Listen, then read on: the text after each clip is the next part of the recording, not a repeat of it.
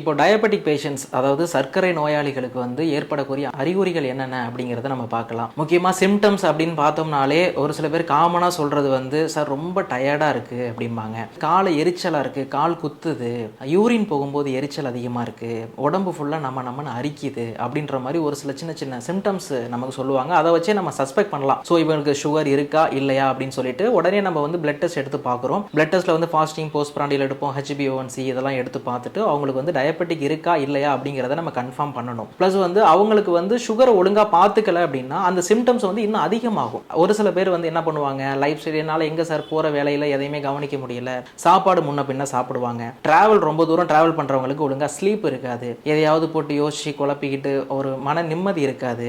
மெயினாக ஃபுட்டு தான். Food plus வந்து ஃபிசிக்கல் ஆக்டிவிட்டி இல்லாதவங்களுக்கு சுகர் கண்டென்ட் வந்து அதிகமாகவே இருக்கும். அதாவது ஒரு சில பேர் மெடிகேஷன் எடுப்பாங்க, இன்சுலின் போடுவாங்க, அப்படியும் ஒரு சில பேருக்கு அதிகமாக இருக்கிறதுக்கான காரணம் இதுதான். ஸோ ஒழுங்காக நியர்பை பக்கத்தில் உள்ள உங்கள் போய் டாக்டரை போய் பார்த்து அதற்கான அளவுக்கு நம்ம மெடிகேஷன் எடுக்கணும், இன்சுலின் எடுக்கணும்.